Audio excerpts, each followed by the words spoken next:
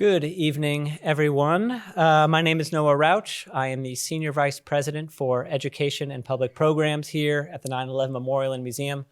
I want to thank you all for coming tonight. I want to thank all of our museum members here today and to everyone tuning in to our live web broadcast. Tonight, we're joined by three panelists to reflect on Manhattan's Chinatown in the aftermath of 9/11. The neighborhood, as you all know, is just blocks away from the World Trade Center, and the collapse of the Twin Towers sent smoke, dust, and debris into the area. And the aftermath brought lasting challenges from business closures to health concerns. And yet it also sparked action, awareness, and remarkable resilience from residents and community leaders. The resilience of the city in many ways was epitomized by the resilience of Chinatown. To help us understand this history, we are joined by Margaret Chin, Annie Tan, and Jack Chin. Margaret Chin is a professor and chair of the Department of Sociology at Hunter College. She's the author of two award-winning books, including Sewing Women, Immigrants, and the New York City Garment Industry, which concludes with a discussion of changes in the industry in the aftermath of 9/11. Annie Tan is a New York City-based educator, activist, and storyteller from Manhattan's Chinatown. She currently manages a virtual mentoring program for Asian American high school students at Apex for Youth. And Jack Chin joined the FDNY in 1981, retiring as lieutenant in 2002. He worked at various firehouses until he was assigned to Engine 9, which is housed with Ladder 6 at 75 Canal Street. The combined company is known and respected as the Chinatown Dragon Fighters. So I want to thank you all for joining us this evening, taking the time to share your insights with us tonight.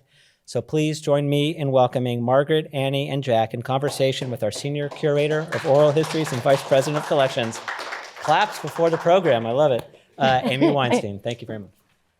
Great, thank you, Noah, and thanks to all of you who are joining us this evening. I know Noah hit the highlights of the resumes of all of our panelists, but I'd like to have each one of you introduce yourself in any way that feels comfortable. That's how we do it when we do our oral histories. And so if you would do that by also sharing your earliest memories of Chinatown. And Annie, let's start with you. And if the control room can bring up photo number 1, maybe that will help you. Fun. I recently did a photo print of I recently went and scanned all of my family photos. So this is one from 1997. I'm 8 years old here. You can tell that there are parades happening in Chinatown. It was such a wonderful experience getting to grow up in Manhattan's Chinatown. This is a parade going across Division Street. I, for the life of me, don't know what that parade is, but it just shows the warmth, the community spirit that has always existed in Chinatown. There have always been cultural celebrations, dances, lion dancers, martial artists, Tai Chi in the parks at 6 a.m. If you see the ladies, say hello and wave. It was just a really special time to be a child, to be with so many kids who looked like me, so I could imagine myself as like someone who liked to see Chinese dramas from TVB, or I could really like TV shows like Saved by the Bell and other things. So I could really imagine myself in all these different ways as a Chinese American. And if you go to another picture, maybe photo 2, if that's the way. Yes, so this is my second grade class with Miss Yi. So I went to PS 42 in Manhattan on Hester Street between Orchard and Ludlow. As you can tell, my second grade class was about 96% Asian. Mostly Chinese students. And that reflected very well the demographic of Chinatown at that point. So we had lots of different kids, mostly speaking Cantonese, though having a growing Mandarin speaking population. I learned Spanish from one of my classmates that's in this photo. I won't name him because he is not giving me permission, but I remember just growing up in Chinatown. I'm the one next to Miss Yi. Miss Yi was the reason I wanted to become a teacher in the first place, and I did teach special education for 11 years. It was a really special time as well because I could see teachers like Miss Yi be educators. And I think in Chinatown, when you see so many people who are restaurant workers and merchants, to see an adult speaking English, because most people in Chinatown, most of the adults in Chinatown didn't speak English, to see Miss Yi be a teacher meant that I could be a teacher. And I'll show one more photo, if it's okay to see the last photo. So this is me and my family in 1999 when we had family members visiting from outside of New York City. And we got to visit the World Trade Center. And just 2 years later, less than 2 years later, the World Trade Center was no more. But I remember having not much security at all to get into the building, to go all the way to the top floor, and to get to see my Manhattan from that 100-plus floor view, whatever view that was. And I just remember being in awe when I was 10 years old at the time, just getting to see this masterwork of a building, right? And that was something I saw every day as I walked in Chinatown, these 2 skyscrapers up in the sky. So just growing up in Chinatown, we didn't really leave Chinatown too much because my parents didn't speak English and still don't speak English. And so Chinatown was our safe place to eat dim sum at Jingfeng, Gumfeng for Cantonese speakers, or Heimani, Grand Harmony on Mott Street, which no longer exists. But Chinatown was our haven. Chinatown was the place where everyone came for food, where we would bring Tasiu roast pork to our relatives in Bensonhurst because that was where you would get the good Chinese food. And it was the place where we would have those cultural celebrations. And we can talk more later about what happened in Chinatown after September 11th, but I just wanted to paint that picture of what this Chinatown was before 9/11.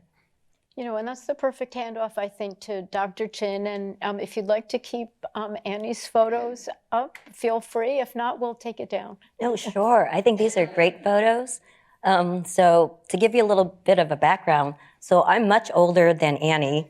So when I remember Chinatown back in the 1970s, the 60s and 70s, mostly the 70s, and Chinatown was way smaller. The north border of Chinatown, it just started going into Little Italy because in 1965, our immigration laws changed.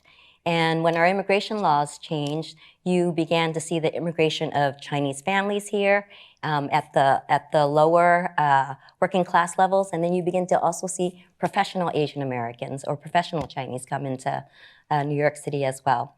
So I grew up in New York City. I was born in New York City, but I grew up on the Upper West Side in the projects behind Lincoln Center. So many of you might know Lincoln Center. There's a wall there on Amsterdam Avenue, and it's to prevent people who go into Lincoln Center to see the projects on the other side. Oh. So I grew up in those particular projects, knowing my whole life that there's a little bit of a separation here. I think Lincoln Center is trying to change that now, trying to incorporate more of the community together, but that's how I grew up. But the reason why I'm connected to Chinatown is because my mother was a garment worker. And she used to come to work in Chinatown, every day for the early years of my life. And I came down with her sometimes to go to work with her. I wasn't supposed to, but on days when there wasn't any school, I would go in there and just kind of play with the other kids. And then on days when, on the weekends sometimes, I would show up in the workplace too with her. So that's my earliest remembrance of Chinatown. And my relatives lived in Chinatown. And I remember all the same things that Annie remembered. Buying the best food in Chinatown, eating the pastries on Mott Street, Feng Wang, all these places that no longer exist, but their memories still hold very dear to me. And I look for that food all the time. So those are my earliest remembrances of Chinatown. Thank you. And if we can have photo number 5, I'm going to ask Lieutenant Chin the same question.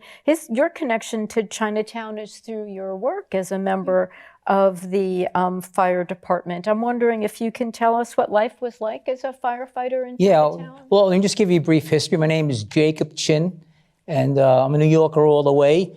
My name, Jacob, I was born in the renting office of Jacob Reese Housing Projects. Yes.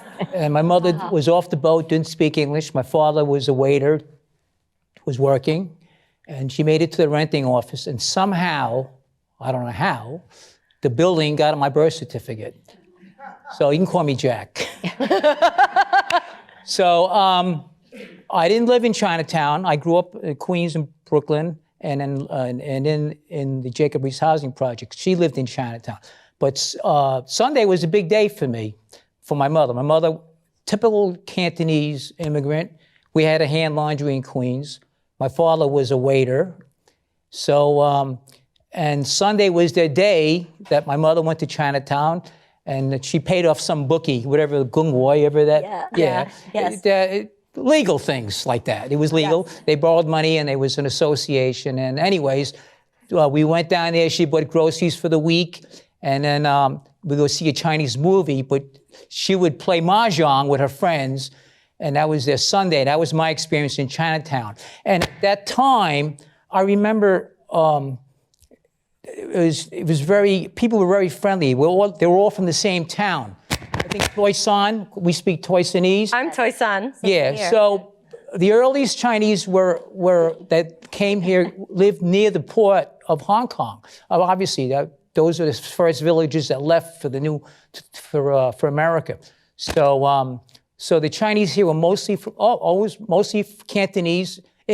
From the province of Canton is a village of Toisan. And I remember walking down the streets on Sunday, and they would wave at my mother, you know, how you doing? And my mother would say, oh yeah, I grew up with him, and I was in my town. And so it was a very intimate setting and very nice. And then we would eat food, and the food was very good. And that was a Sunday, it was a day off. And then back to work in the hand laundry, and my father was a waiter. And what happened? The fire department to my parents was foreign. It was, no, what is that? You know. So anyways, I went to college, and then a friend of mine, you know, I was a business major, and my friend says, yeah, it's the fire department. I said, what is that? And what happened was, really, I was a physical kid. I couldn't sit still. I wrestled in high school, and I wrestled in college at Hunter. And then, and so I took the test out. I took the tests, and I did pretty good. And in a couple of years, they called me, and I got on the fire department. And my mother was a little disappointed, but I think she knew I was happy. And I'm very happy because I served my community. I was one of the first, maybe the third Chinese person on the job. And I was an asset because I spoke Cantonese.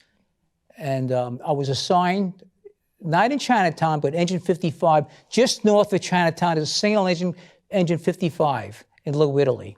And that was my first firehouse. And my first fires were down there. There were tenement fires. You know, Chinatown is a pretty challenging place for fires. The tenements were built in the early 1900s, and they're still there. And they're still occupied, sometimes by multiple families. And they were challenging fires. The streets were narrow. We also had commercial buildings.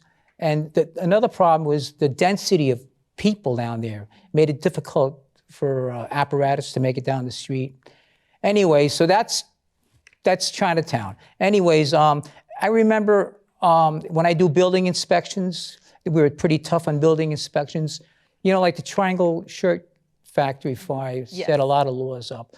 And we were pretty strict on the inspections. You know, the aisles weren't blocked, the exits weren't blocked, no gates, no open flames.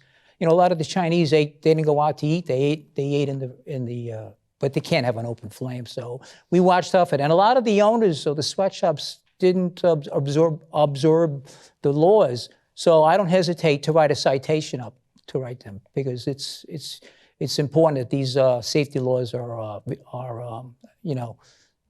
there. Anyways, and then being Chinese, I thought, I remember inspecting a place, and one guy came to me with he had a cart, and a vending cart, and he needed a letter and something was legal. I looked at his cart, the propanes were fine. I wrote him a letter on fire department letter. His cart was legitimate, please grant him whatever certificate he needed. And he was so appreciative. I spoke to him in Chinese, and he was so, I think he wanted to put money in my hand, and he couldn't believe I didn't take any money. But I felt good serving the community. And explaining to people in the shops and that this is what has to be, don't let them block this exit. You have to have a certain fire extinguisher here, and things like that. And the big thing was fires. I remember going to fires. I wasn't an officer, but we have a fire. It's a big enough fire. There's a command post, and that's where the chiefs are. And they would every so often they would chief, let's get Chin up here to the command post, and I would go run up there, and he goes, all right.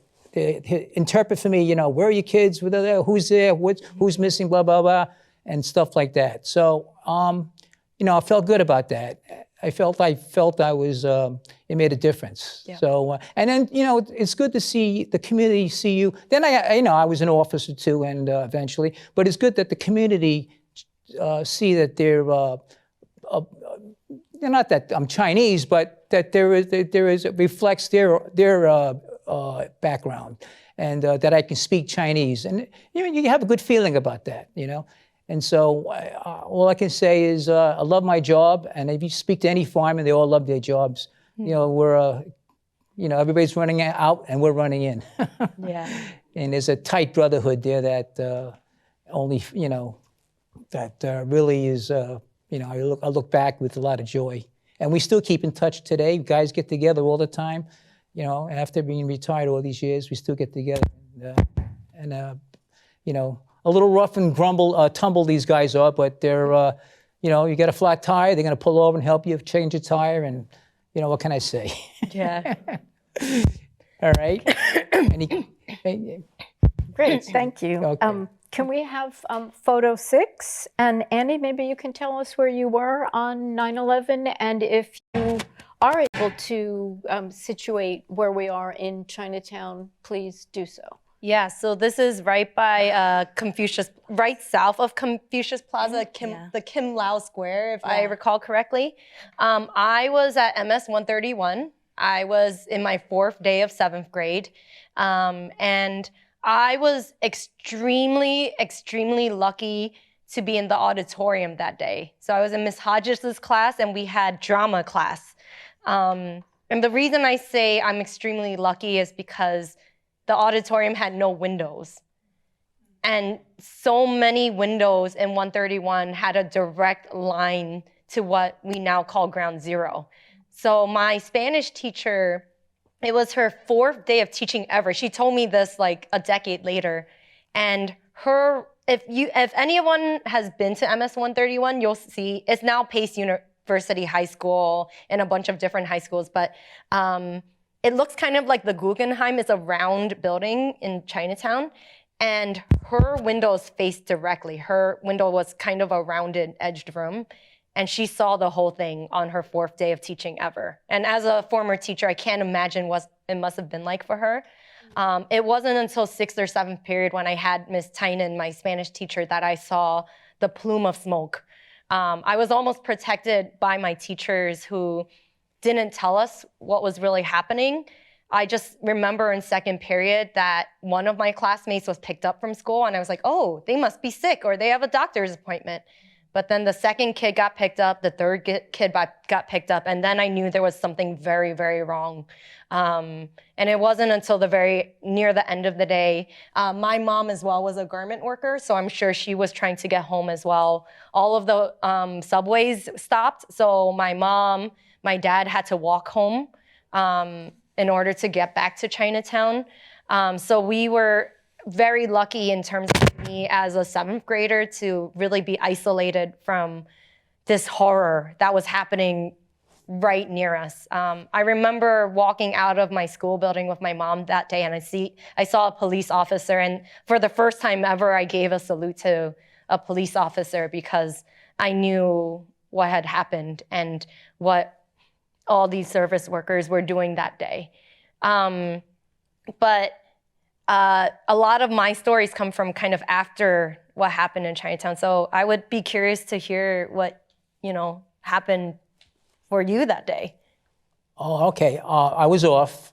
9/11 was on a Tuesday, and the Sunday before, the aide calls me up. There's an opening in a 9 engine on Tuesday. You want to work?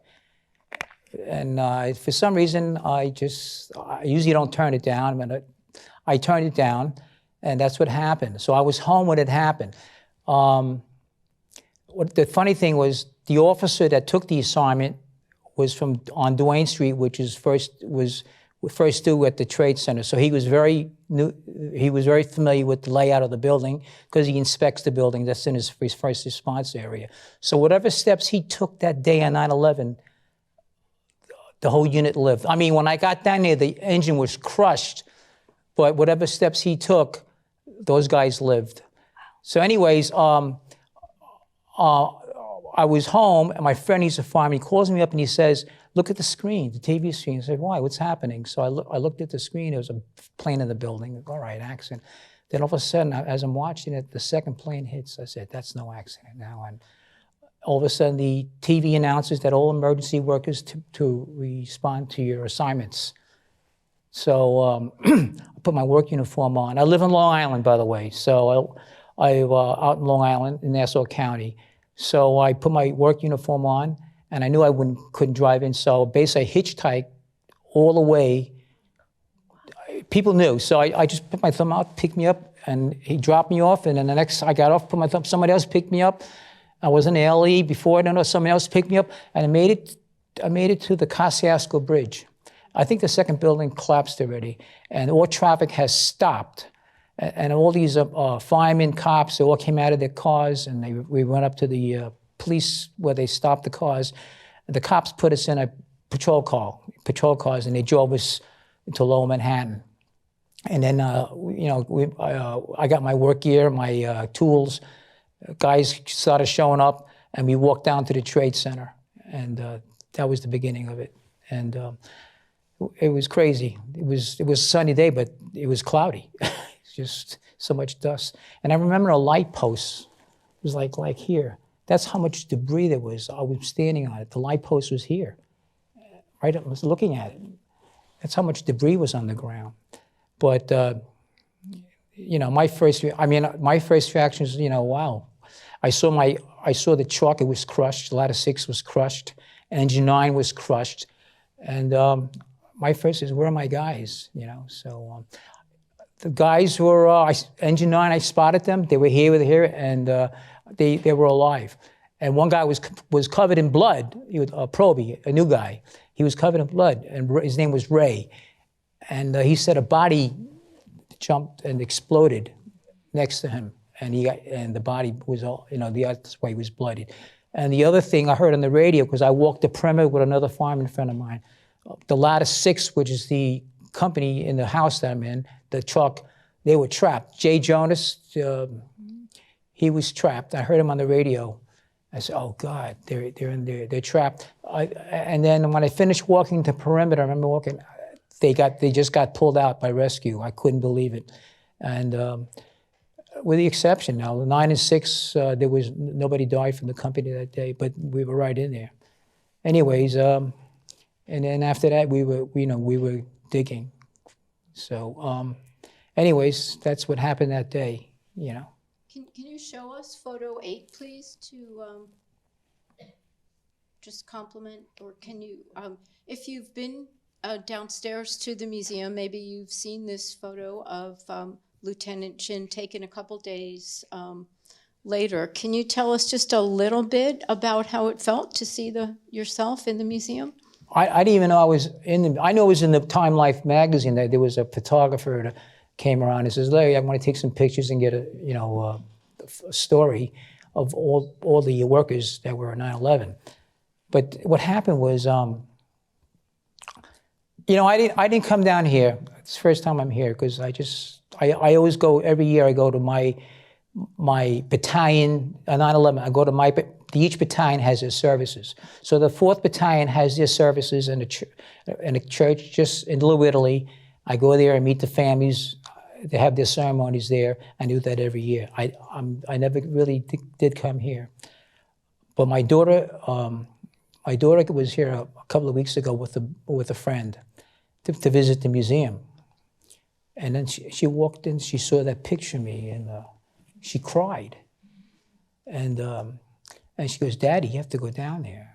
And also, anyways, I got an email from the museum, and somehow somebody from the Hunter College Wrestling found me.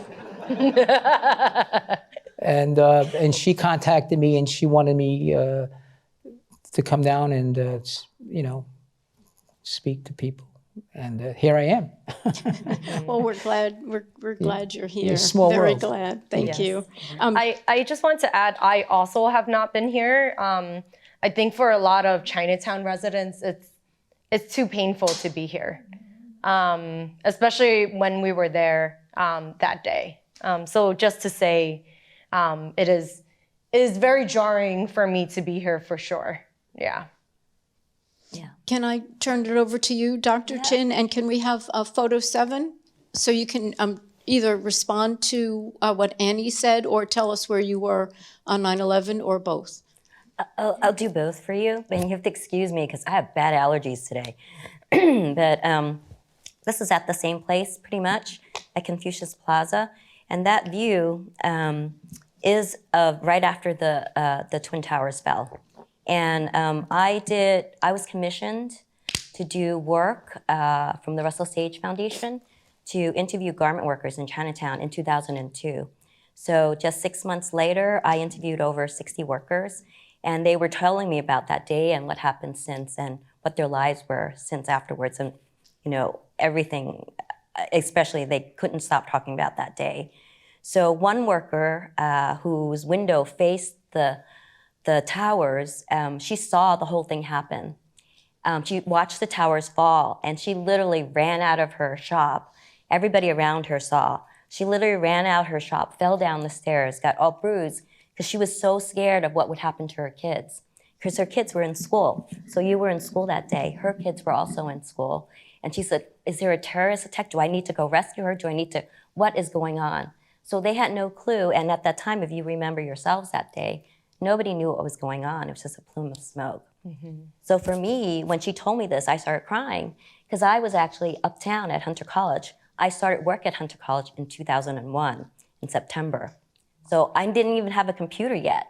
And they were so out of it after 9/11, I didn't get a computer for almost a year later. Mm-hmm. But anyway, so that's what life was like. So I had 2 kids as well. And I remember that morning, I got a phone call before the phone lines went down from Hunter College saying, "Come in, we need your help right away. There are people filing up the street. We're canceling classes. People are covered in dust. We don't know what's going on." Mm-hmm. So people are coming out. Some people got on the subway, got out of the subway at Times Square, wherever they were, and they were walking up to Hunter College. Hunter College was going to become a shelter at that particular point. Mm. So I ran to the schools. The kids were okay. And then I went to Hunter College to help. And so that was the story of that day, that night. People lived in Hunter College for a couple days until they could get home. Because some people lived out of state, were working downtown, and didn't know what to do. So it was a harrowing day, I think, no matter where you lived. My husband's a physician, and he somehow relayed the message late at night. He goes, "We waited all day, nobody came." He worked up at the Jacobi Hospital near the trauma center. Mm. Nobody showed up at the trauma center. He goes, "It's really bad news." So that was a bad day. Wow. And if we could stay with you a little bit longer, we've mentioned the garment industry, and I know that's personal to you, but also a field of academic interest. Can you explain to us the garment industry in Chinatown before 9/11, a little bit of the history, what it was like, and the impact of 9/11? Yeah, so the garment industry, a lot of people talk about manufacturing, how important it is today, but at that point, before 9/11, the garment industry was basically the second largest manufacturing industry in New York. So it made, I think, billions of dollars for New York City, New York State. Inside of Chinatown, there was 250 factories actually inside of Chinatown. There was another location in Midtown Chinatown, Midtown Manhattan, and other locations in Brooklyn, and some even in Long Island City. But the hub was really in Manhattan's Chinatown. So by 1980s, 1990, even though manufacturing was starting to move overseas, manufacturing was starting to move south because of, they could get ununionized workers and look for cheap work, but skilled workers were still here in New York City. And because of the change in the 1965 immigration law, a lot of Chinese women who came from Hong Kong, many of them worked in garment or knew how to sew. So when they landed here, that was a place where they could find work. So they worked, and over half of the population too, who lived inside of Chinatown, the women, they also worked for those same garment shops inside of Chinatown. So it was a huge booming industry. And how it fueled the city and Chinatown was that these workers earn, I'd say I think the calculation was $2 to $3 million a week in wages every week. So those wages, half of the workers would spend in Chinatown. Just think about it. You would buy food, groceries, get your hair cut, any other services. Your kids, you send kids money, lunch money. And so, when you have an industry within the city, it also fuels the community around you. So when that industry was lost after 9/11, so what happened was after 9/11, the phone services were cut. The streets were blocked, if you remember, first at Houston Street, then at Canal Street. So at 9/11, it was the busy time for the garment workers. That's when they were sewing holiday clothing for sale all across the United States, right? Christmas was coming up. Thanksgiving was coming up. So that's what they were sewing. But once 9/11 hit, all these workers left. There was no phone service. So imagine it. There was a lot of cloth unsewn left in the factories. The workers couldn't come in to sew it. So that means that no products were leaving New York City. There was no driving in anywhere. So that means that cloth that was coming into New York City for these women to sew couldn't come in. So basically, the garment industry was at a total standstill. Right. And because there was no phone service in Chinatown until Christmas time, orders couldn't be placed. So for a lot of these garment shops who were basically, I'd say, not mom and pop, but making very little money, every day counted. So every day that they couldn't sew meant that they couldn't open the shop, meant that they were probably going to go out of business. So within a year of 9/11, I'd say half more of the shops closed, and within 5 years after that, there are very few shops left in Chinatown today, especially 20 years later. There are hardly any garment shops. What made it worse was that FEMA and lots of places didn't know that the majority of garment shops and many Chinese actually live north of Canal Street. So they weren't able to apply for a lot of the benefits that were available for other 9/11 survivors. So that's a whole history of what happened at that point. And I just wanted to add to that. I grew up on Broome Street. My mom was also a garment worker before 9/11, and she lost her job as well. And I remember her, going back to the earlier photo, she would make me Chinese jump rope strings so I could play Chinese jump rope at school. She would sew chair and couch cushions from whatever leftover fabric was at the factory. She would work up at 36th, 37th Street. She knew where the garment district was. That's where I got my prom dress, actually. And very solid pick if you want a good, cheap dress. But she always had the sewing equipment with her. But after 9/11 happened, I completely forgot about those street blockades, but we weren't allowed to really leave Chinatown. I remember the week after 9/11, school was closed for me because I went to MS 131, but MS 131 was literally on the border of Canal Street, but north. So we reopened very quickly. The next year I had an indigestion episode that happened out of nowhere. And I remember reading the Daily News because my parents bought the Daily News for the coupons. so we could cut out the coupons. Yes. And I remember this big 2-page ad saying all of the symptoms that you could get, including asthma. And I was diagnosed with asthma a few years after 9/11. So because I went to school just north of Canal Street and also lived on Broome Street, which is just North.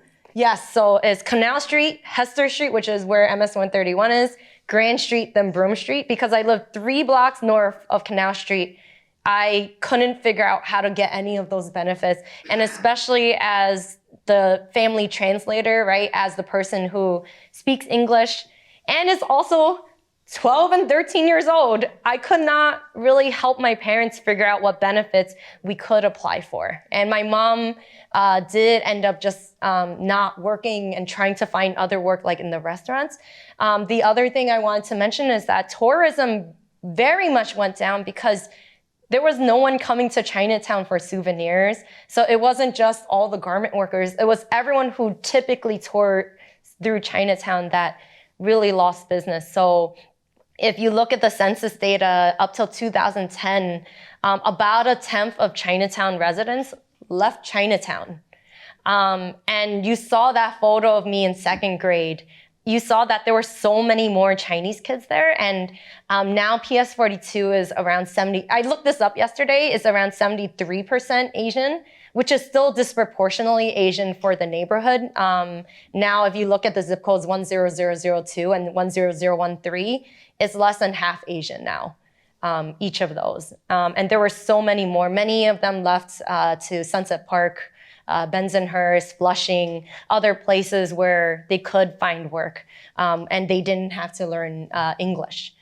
So that was how that affected my family and many other of my friends in Chinatown. And to this day, some people have had to like get records from MS 131 saying they lived south of Canal Street during that time. But someone just told me as like, you know, in terms of lawyer stuff, I can prove that I was south of Canal Street, but it is absolutely ridiculous that that happened to be the border because so many of us are still being affected today by it.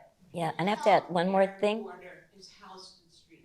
Yes, I know that. Yes, the healthcare border is Houston Street. So yes, just to be very clear, thank you very much. But there were other benefits that I was not able to apply for. And also being 12 and 13 years old, I was unsure how to apply for those things. Right, and when... We now have a youth cohort, and we want you and your peers, because we have to look into what happened to the school children.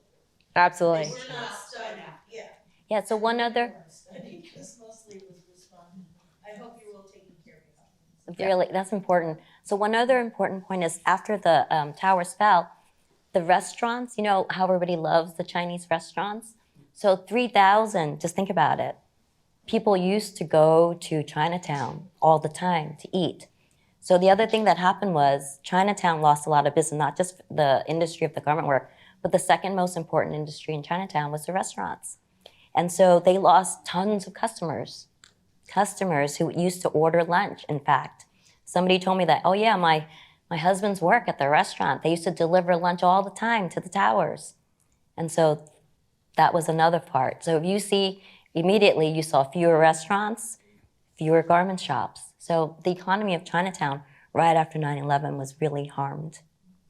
You know, another thing that really impacted the economy was the closure of Park Row. Exactly. Yes. And so would you like to talk about the impact, all three of you, Sure. or in turn, whoever wants to go first?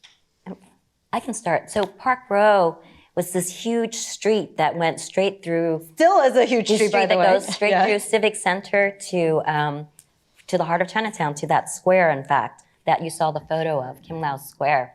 And right now, it's still blocked off. It was blocked off right after 9/11. No traffic could go through. And right now, it's still blocked off. It's used mostly as like a parking lot.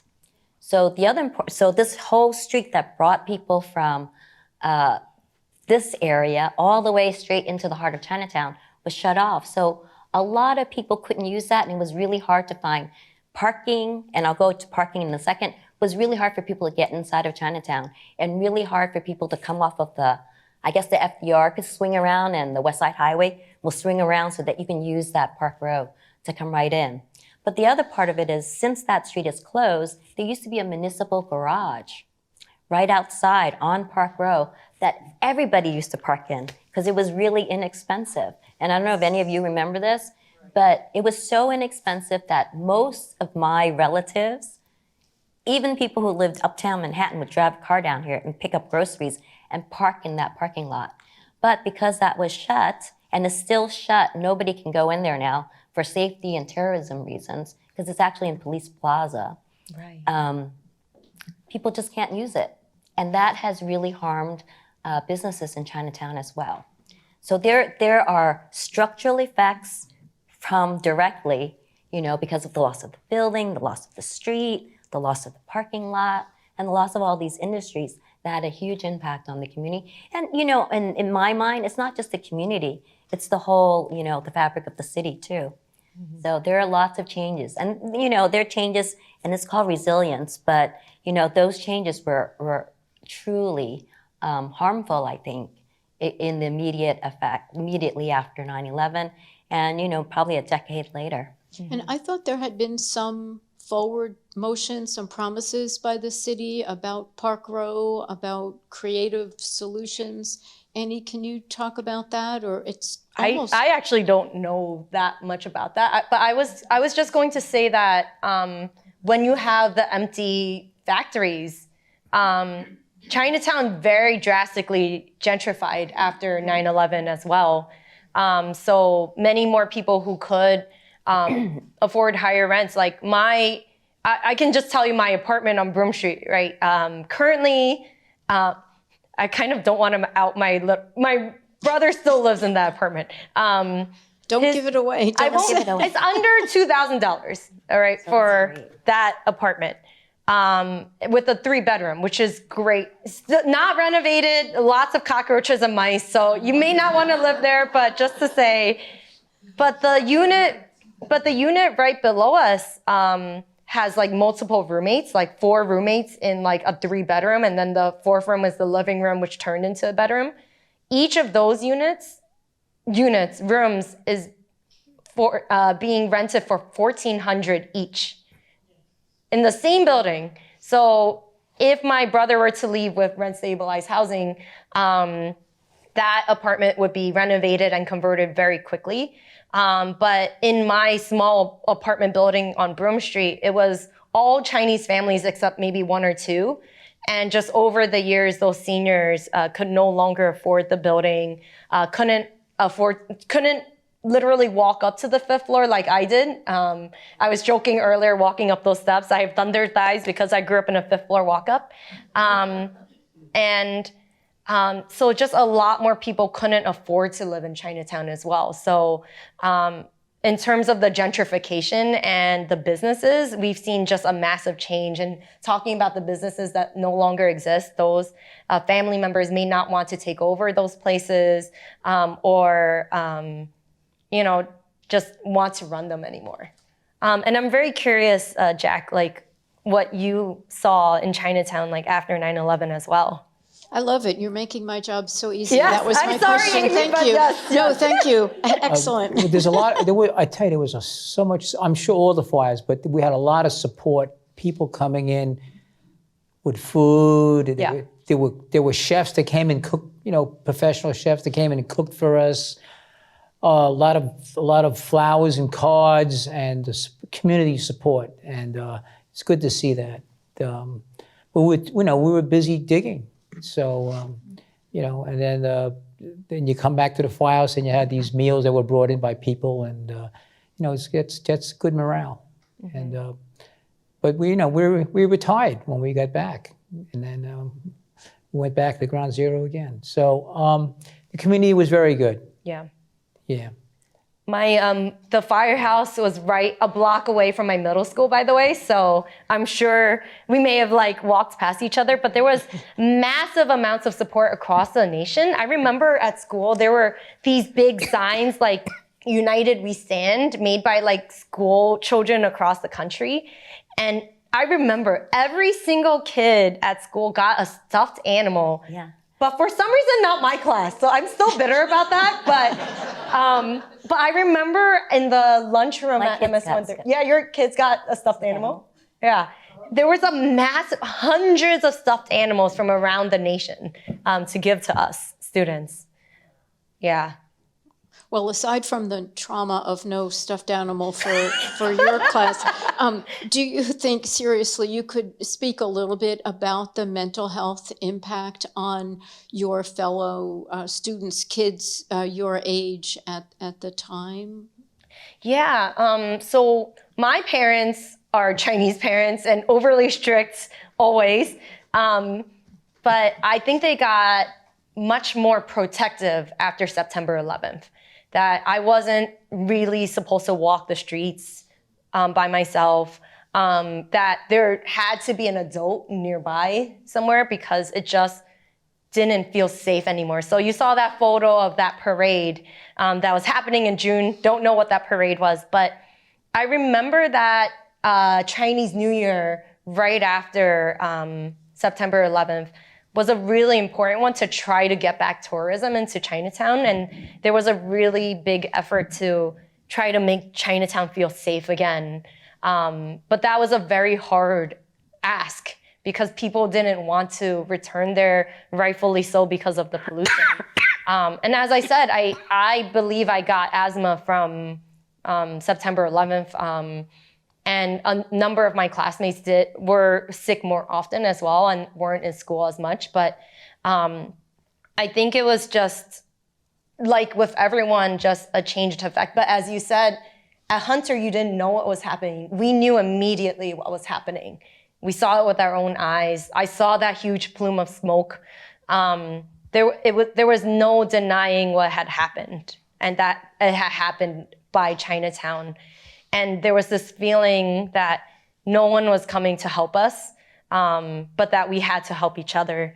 And so what you just said really resonates, and especially as we saw the hundreds of stuffed animals in the cafeteria, that though we didn't know how we needed help fully, especially as industries were declining and cut, and as moms like mine were losing jobs, there just was a huge sense of uncertainty. And I think that just went through my childhood as a millennial, because I am a millennial, going from 9/11 to then having a recession right as I'm in college.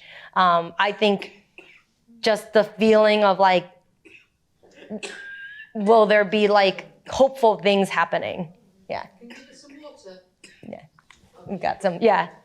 Mm-hmm. Oh, yeah. I think, am I getting the signal that I should be turning the microphone over to you in the audience? I know we've had some spontaneous questions, but did anybody have any questions for our panelists, or we can keep on? I just have a question. My mother-in-law, my heritage is Jewish. Oh, just making sure we have mic access. Thank you. It's just a question. My mother-in-law was of Jewish heritage, and she worked in a garment industry. They did piecework. Mm-hmm. Is that the same? I can Have you recovered sufficiently?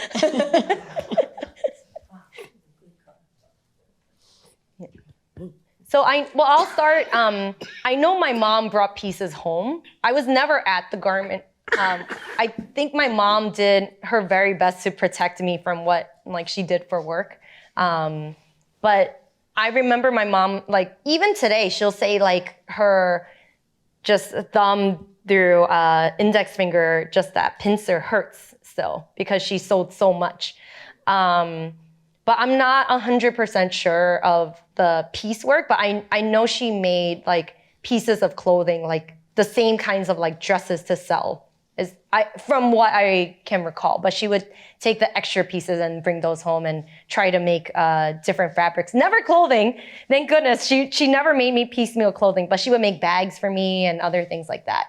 But I think you might know more. And I'm going to recommend Dr. Chin's book to you as well, because I think there'll be an answer to that. Yeah, but they did sew piecework, but the union allowed it. But the thing is, they sewed piecework enough so that they sewed like the whole garment piecework. So they would count each piece as the whole garment instead of making a seam. So excuse me. My throat's a little bad. Anyway, so they sewed piecework, but the union allowed it. Yeah. Yes. Yeah, they count the pieces just like. Yeah, exactly. So they did that. But it also allowed these women flexible hours. So that was the key. They could come to work late, leave early, pick up their children, and they could count their pieces. So the women liked that, so they could take care of their kids. But at a later time, they couldn't do that. Only during that time before when the industry was good. Right. Yeah, so if you read Beautiful Country by Julie Wang and Made in China by Anna Chu, those are two memoirs where they were both children helping their moms make garments as well. So they actually have like, this garment costs this amount of money, and the children at home would help their mothers make garments so that they could all make a wage together. Right, but this is inside the factory where they allow piecework. So for a lot of the Chinese women at the time, during the height of the industry, they didn't need to bring any work home. They just did that in the shop. Is there another question in the audience? Jan? Just wait for the mic. You okay? Yeah, it's just post-nasal Sure. drip and coughing. Yes. Thanks. I'm wondering about sort of that second stealth attack, so to speak, that in the form of COVID Yes. that came to particularly affect Chinatown, and how much of your residential and work population had been there on 9/11, and if there were, I don't know, learned lessons or just the double whammy of one particular neighborhood suffering so much with some, additional targeting and so forth. Well, we have to remember, I was also living in Chinatown as COVID-19 started and through the first year of lockdown. But you have to remember that, during 9/11, there wasn't the double, perceived like racism around East Asian people, right? That there was during COVID-19. So I think when I was being Chinatown, sorry. When I was in Chinatown at the start of COVID, I think possibly it was worse in terms of like the amount of people on the street and the amount of businesses trying to, and restaurants trying to make business happen and trying to find innovative ways to do takeout. There were also workers who were in Chinatown making meals for emergency responders. So I think that there was that creativity as well, like with you, Lieutenant Chin. Yes. Yeah. Yeah, they were making meals and bring it into the firehouse. It was very nice. Yes. And so I think with COVID, like there were so many young people and organizations like Welcome to Chinatown, Send Chinatown Love, that we're trying to help businesses get on social media, right? So another thing that was not as popular, not as available in 2001 was technology and the internet. It wasn't available in most houses, but COVID-19 allowed for a lot more internet presence from these workers that typically wouldn't be on social media or even have a website. So it was very hard for Chinatown, and a lot of our businesses have continued to close since the start of COVID-19. And this was before March 2020. January 2020, one of the biggest times of revenue is Chinese New Year, because you come for the parade, you come for restaurants, right? And there were still less people, including Chinese people, coming to Chinatown because they were afraid of COVID-19. And so restaurants that would make half of their year's revenue during Chinese New Year no longer had that revenue and shut down even before March 2020. So I'm wondering if you have a more sociological answer to that. Well, you're absolutely right. There really was a double whammy. So if you talk to anybody who lives down there, you can just talk to anybody, and I really do think anybody, they'll tell you COVID-19 was really, really hard. But they also feel that they recovered once already, they can recover again. Yeah. But the larger effects is that Chinatown actually is a lot smaller now. If you look at the census data, the number of Asian Americans who actually live in that area has decreased. The cost of housing down there has increased. There's been talk of trying to change some of the laws so that more high-rises can be built down there. So it's a huge impact. And there are people down there who want to keep Chinatown as is, or keep it so that it's a low-rise area, to keep the history of Chinatown there. Because it is. It was at one point the largest Chinatown in all of the US. And I would say that was like right before 9/11. And I just wanted to reiterate a point you said about the low rises that are about 6 floors high, right? The tenements. The tenements, right? And I grew up in a tenement as well. I grew up a block away from the tenement museum, if that helps with your geography. But Lieutenant Chin, like you said, like the fires in Chinatown, like were much harder to fight because of the buildings. Were flammable, wooden structures. The dwellings were tight. White families were right on top of each other. So it was challenging, And it's funny, on Canal Street, we're surrounded by tenements, and if someone knocks on the door, like banging on the door, you got a job. As opposed to going out on a call. So I remember my first fire was a rare tenement. It was a legal dwelling, but it was a rare tenement. That's what they had back then, and it was still legal.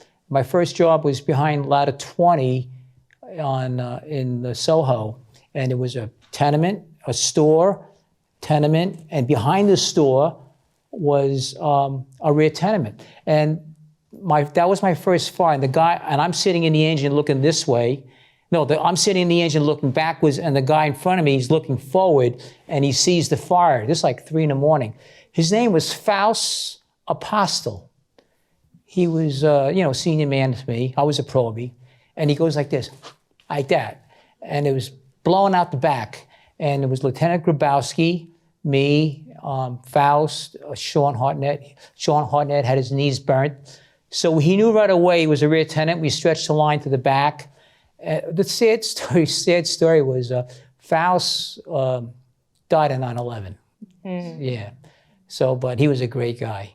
And I see his family. I go to on 9/11, I go to the church and we go to a gathering, a restaurant. And he had 2 boys at the time. And now his sons are older. And I said to one of his sons, I come every year. Just make sure that when you come, you see me here at 9/11 at this church and the restaurant. And that's the story. Anyways, my first fire was in a rear tenement, and it was with Faust. And, those things are etched in your mind. It's just, one of those stories. Yeah. Well, a rear tenement is, you see a tenement building, and then there's a yard behind it. And before, they used to build another little building behind it, and that's called the rear tenement. So you could think your in-laws lived there, whoever, but it was actually a whole nother building. We rarely see those now because they're burnt, they're not structurally, a lot of them aren't structurally sound, but that's what we had in Lower Manhattan before. Yeah. And so in terms of like the future of Chinatown, like a lot of these buildings are very old, cockroaches, mice, right? Needing renovations, but needing deep structural things. You hear about a fire like almost every week now in Chinatown, almost. And so I'm very worried about the future of my Chinatown that I grew up with that is shrinking.